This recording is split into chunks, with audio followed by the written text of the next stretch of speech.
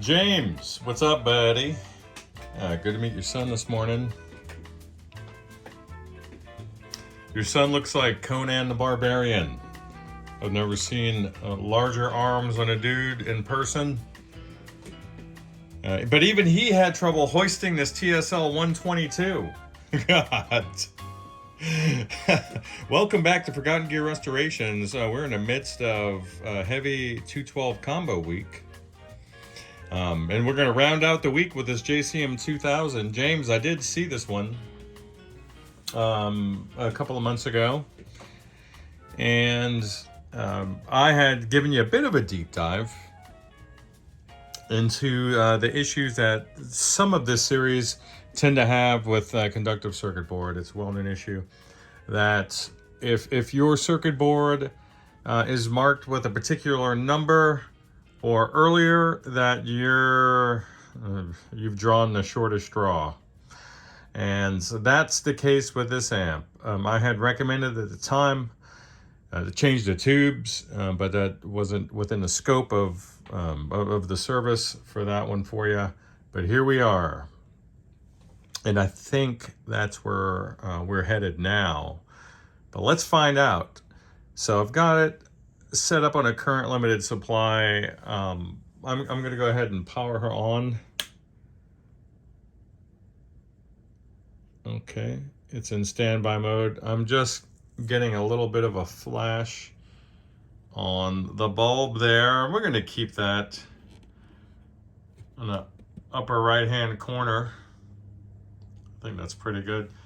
So ideally, so this is what you want to see when an amp is in standby mode for a 100 watter. When we're in play mode, however, I'm expecting to see a bit more brightness, but not too bright. Let's go. 3, 2, 1. So what does this mean? This means that we have a blown fuse and your output tubes are not conducting. So mayhaps we've experienced some thermal runaway and the end of service life for your EL34s. I'm going to remove the chassis from the cabinet and then we'll dig in and get to the bottom of this. All right, and we're expecting the high tension fuse here to be the victim.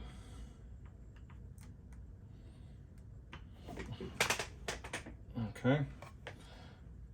Sometimes it can surprise us.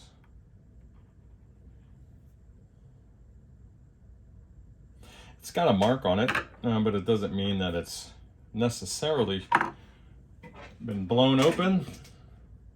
Let's find out. Should better do it like this.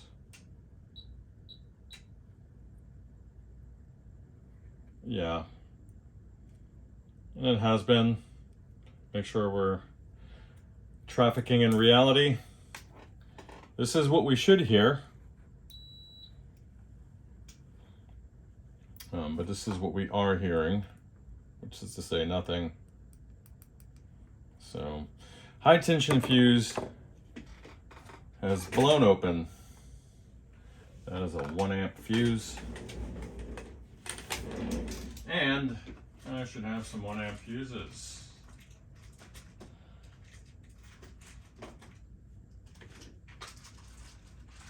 Okay. I say should. I don't want to should all over myself.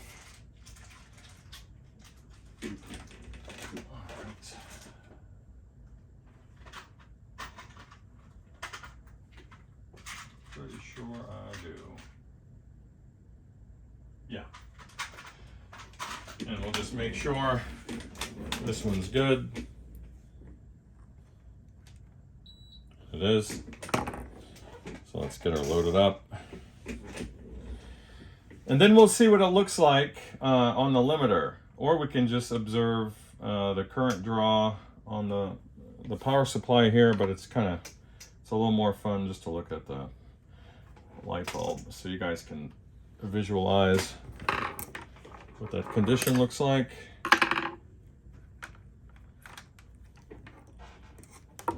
get this going.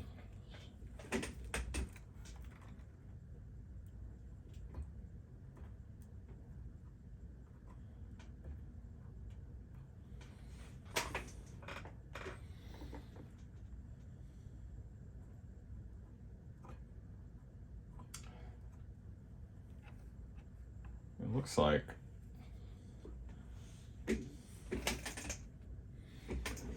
like these two caps here,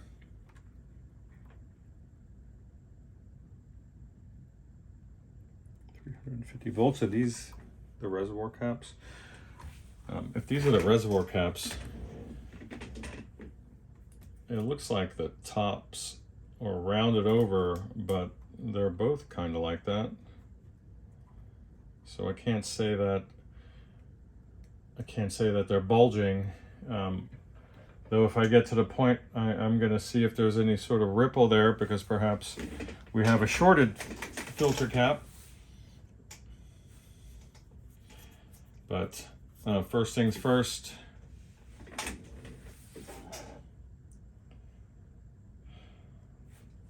First things first. All right. Current limiter on. And what we're going to do is we're going to slowly bring up the juice. So let's just take a look at that. Let me get you a better shot. Let's take a look. I'm going to wind it up. Let's bring it up to 80.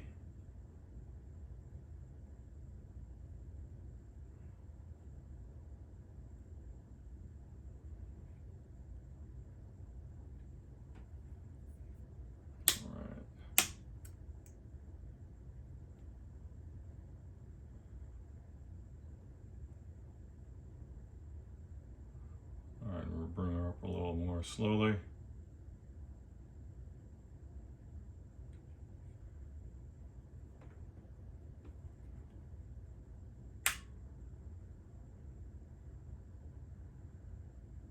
Okay. So let's take her off a standby.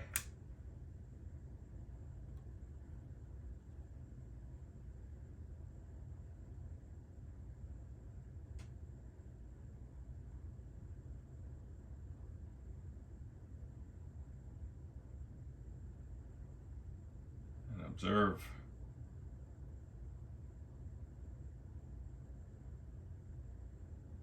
Current draw is slowly increasing. Seems to have stabilized. Tubes are conducting.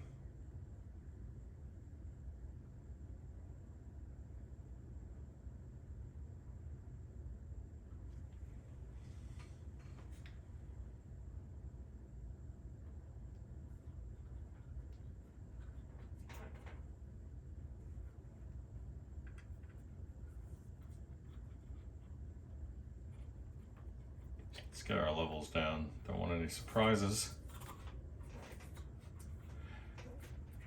But it looks like we're holding steady.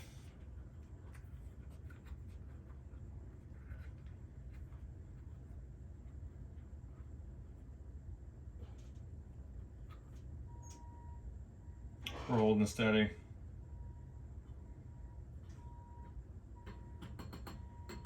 Wow, these tubes are incredibly microphonic, these power tubes. I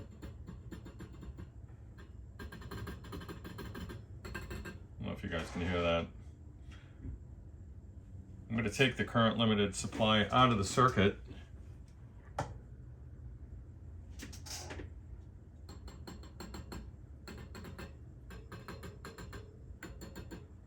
I'm getting a lot of noise from these output tubes.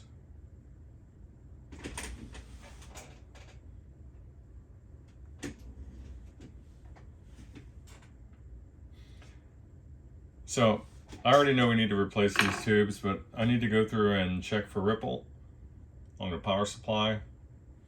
So stand by. All right, and again, here's where we are. All volumes are down.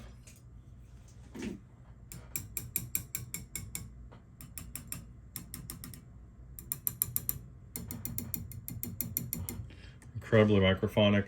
And then if you look at the bases, you can see some severe discoloration, particularly radiating down from the glass envelope. You can see it going from an incredibly dark mocha down into a lighter brown as you go towards the end of the base here, towards the pins.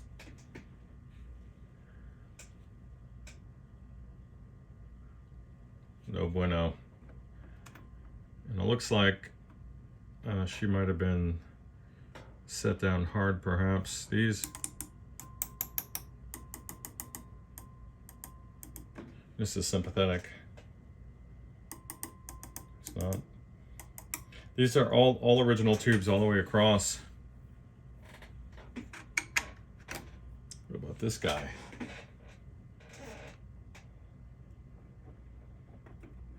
Pardon the shaking.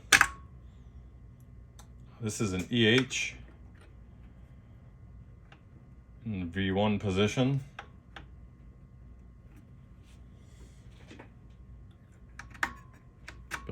Marshall brand on the rest, yeah. Yeah, and then Marshall brand along the rest of them. And certainly the original tubes here. Incredibly loud. So yeah, I'm gonna remove the tubes, and check for ripple along the plate supplies, and then I will report back. That'll give us some keen insight into the health of those caps.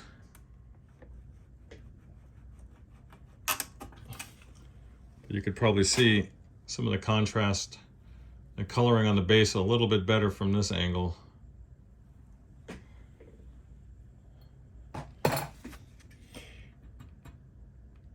Still hot. Even the little stickers there in the bases, even the stickers are charred. These should be yellow.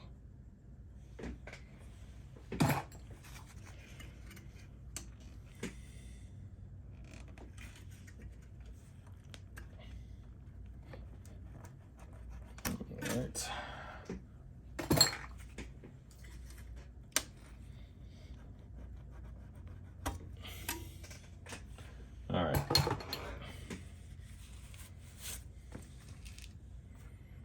Then I'll remove down to the preamp here. We'll check the plate supplies. I don't know where one node ends and begins, just from this side of the chassis. So we're just going to pull them all and check them all.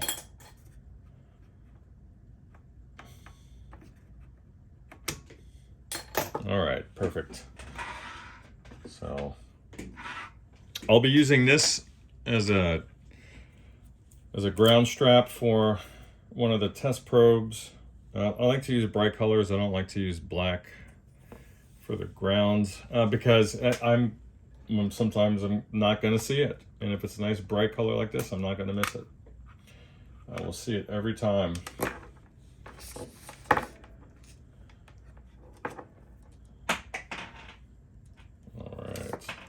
So a good place to ground this is actually just there in the tube shields, rather the tube clamps right here.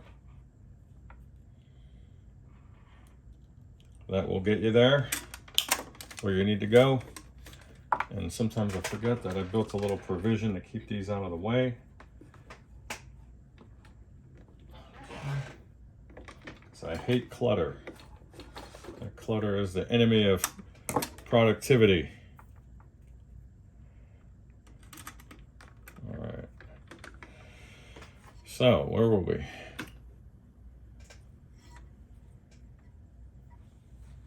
We're going to use AC volts, and then we're expecting to see on the plates and the screens and the plates here in the preamp end. We're expecting to see an appreciable drop as we make our way down from one node to the next. And for the the octal supply here, that's not going to be from socket to socket since we're all sharing the same node.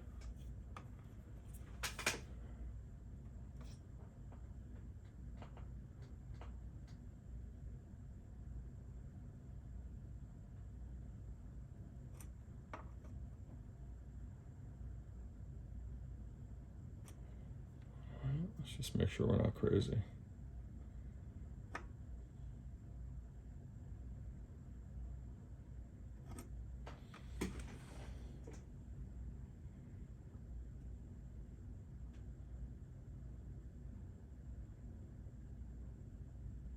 Okay, not too bad.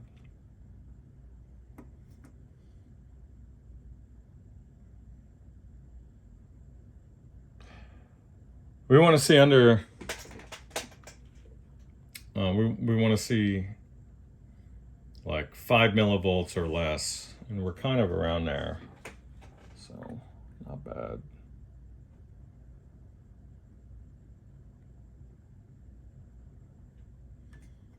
Okay.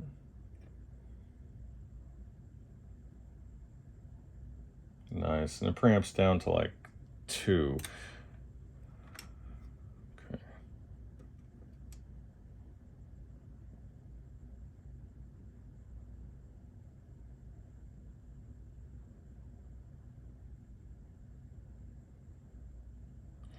All right, good.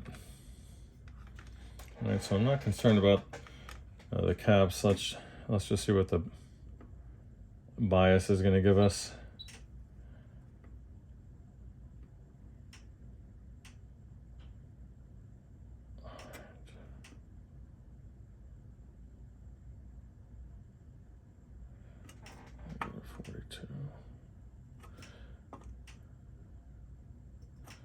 They're still balanced. Negative 42 volts DC. So the caps are looking good.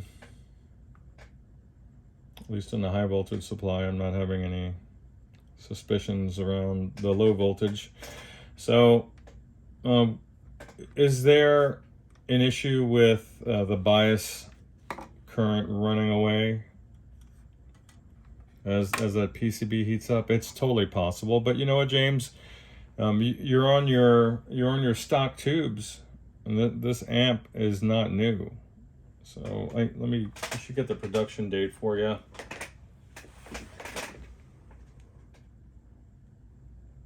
See if it's scribbled on the side here. Hang on.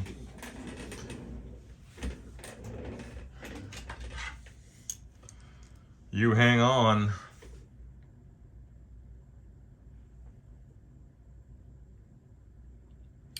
Okay, so okay, this one's a 2002. This one appears to be 12/20/2002. So, well, you're running your stock tubes for that long. Either you're not playing it a lot, or you don't have the issue, despite your circuit board falling into the range. So let's just put you down for some new tubes and then observation. So I will send you a quick text message. Bye.